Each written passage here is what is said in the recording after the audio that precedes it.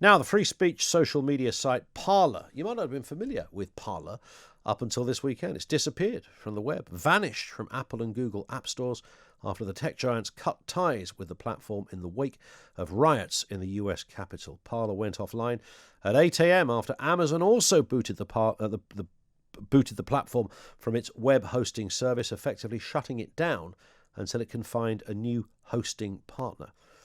The app, of course, was hailed by Donald Trump supporters as a conservative-friendly alternative to Twitter, but was accused by Apple, Google and Amazon of continuing to allow messages inciting violence after Wednesday's riot. Let's speak with Baroness Claire Fox, non-affiliated peer and director of the Institute of Ideas.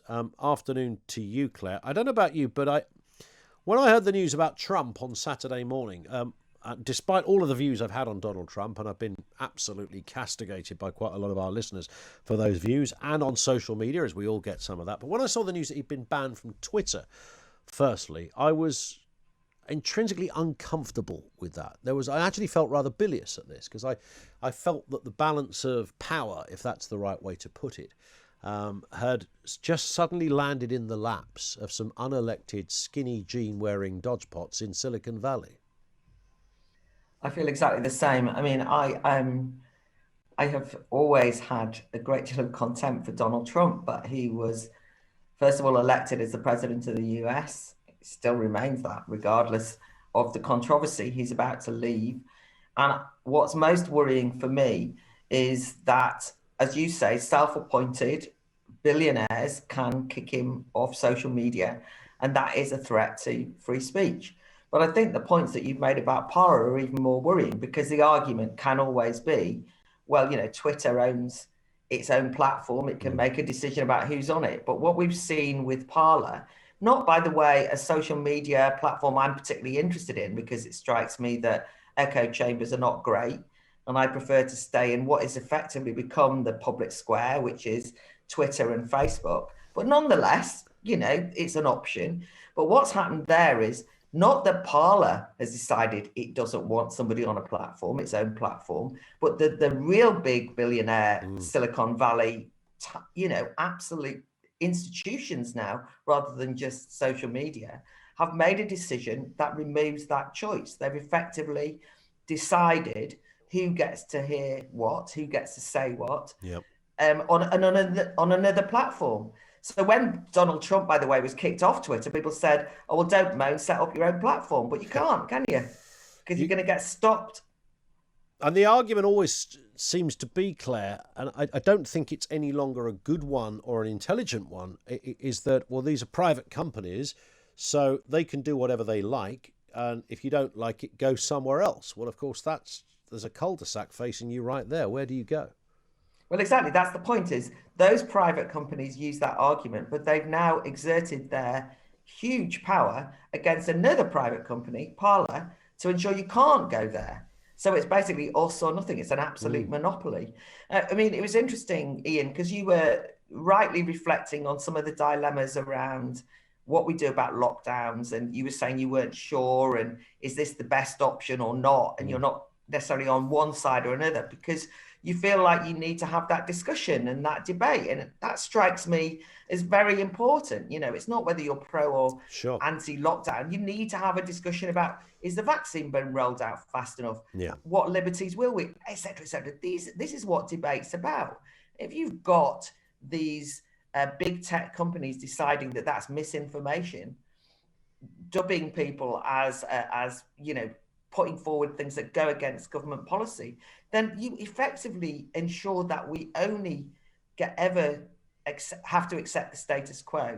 It's like a one-party state. It's very frightening. Absolutely. And I suppose the other interesting aspect of all of this is that if you go through Twitter and look at whose accounts do still exist, then the story becomes even more mysterious, of course, because not only do we have the likes of the mighty admirers of human rights, the Chinese embassy, who still proudly hold their account. There's a couple of dictators, I noticed, that still exist on their various sort of elements of terrorist organizations that still, through the conduit of another guise, still have active Twitter accounts. I mean, the inconsistencies are absolutely enormous on this.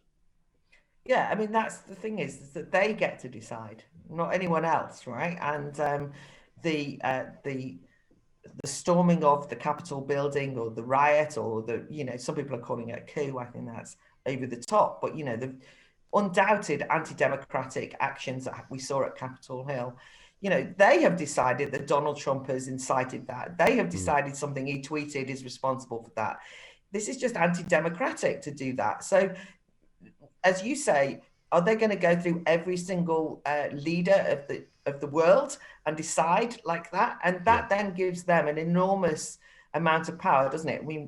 Whatever you think of it, there's recently been evidence that people don't like having their lives dictated to by unelected technocrats. And now we have a situation whereby big business, by the way, urged on by some of my peers on the left, who seem to be particularly censorious in this regard, are demanding that these big tech companies remove such and such account, close down such and such an account. As you say, completely inconsistently, but you can't do that. If you allow them to close down one, then you're going to be subject to potentially that yourself. What about, the argument seems to be that, look, this wasn't sort of, Jimmy Smithers sitting in his bedsit in Clitheroe, cooking up plans. This was the President of the United States. 88 million people followed him. He'd already been accused of essentially inciting a riot by people pitching up on Capitol Hill. And they sensed, or Twitter sensed, there was only going to be more of that to come. So they acted before it could get to that stage. Trump is a very different affair to the ordinary citizen because he's the president. Well, do you have sympathy with that at all? Not particularly, but even if I were to accept it, the point you've just made is whatever about his followers. He also had only, in the last couple of months, had 74 million people vote for him. So, of course, what has happened now, which is one of the the unintended consequences, is that this removal of him from social media by Twitter is actually given a certain glamour, or a persecution complex has been absolutely confirmed to his voters, that the sort of big transnational, big tech, big business are out to get them. Yeah. So it actually fuels that. I kind of want to see what Donald Trump, not what he says, but, I kind of want to know who the enemy are. I think that the way that you deal with this is to argue back. And that the most important thing is he did get 74 million votes. And to say that all his ideas should be banned like that shows a certain contempt for ideas. That's all I'm saying. I really can't stand Trump. I can't stress that enough. But you know what happens now. Maybe not on this radio program, but if I would usually defend the right of Donald Trump to free speech, you immediately get called a Trumpite fascist apologist for the invasion of Capitol Hill. And of course, it's that kind of bullying mentality which we're seeing existing all the time now. You only have to raise a minor query on lockdown to be accused of wanting old people to die and having no respect for the vulnerable and so on. Yeah. So what's happening is that we're having there's a chilling effect on free speech in general. I just think it's a very dangerous time for us, because we need debate now more than ever, because we face so many challenges. We do. Claire, it's always great to talk. Thank you. That is Baroness Claire Fox, non-affiliated peer, director of the Institute of Ideas, who always has a fairly solid opinion on these issues. And it's an absolute room divider. I get that, and I don't dispute that. And when I saw this and I was arguing with my other half at the weekend, I'm glad Trump's been kicked off Twitter. What he was saying, the kind of stuff he was saying was outrageous. It would have probably got worse. He'd already said he's not going to the inauguration. He told people to march on Capitol Hill, and he probably must have known at some level what that might lead to. And, a disgruntled man who can't accept defeat is likely to continue that journey into inflammatory tweets, which there is enough trailer park nut jobs out there to pick up on it. So of course I get that. You'd have to be an idiot not to understand that. But I understand what I find to be a bigger consideration in the longer term is the power base, or the power shift, free speech, who controls the media, who allows us to see what we want to see or say what we want to say. Furthermore, what is the criteria for getting booted off? president one day, what, somebody else the next, depends when it's your free speech they come for, then that becomes a different issue. I can think of lots of people. I can think of everybody from, the Boy Jones, Pop-Up Polly, all that kind of Comedy Carol, all those kind of people who write really offensive stuff, who I think inflame quite a lot of hatred, particularly towards conservative female MPs, for example, who are regularly called whores and the other B word and all manner of other things, because they happen to be conservative. I can say their effect, should they be kicked off of all of these platforms? Because without realising it, they probably do realise it, because some of the stuff that gets tweeted naturally inflames their base as well. So we can all have a party, light a candle and toast the kicking off of Donald Trump. But I don't think that's really the argument, the wider argument. I mean, there is the other issue, as Claire said. 74 million people voted for this bloke.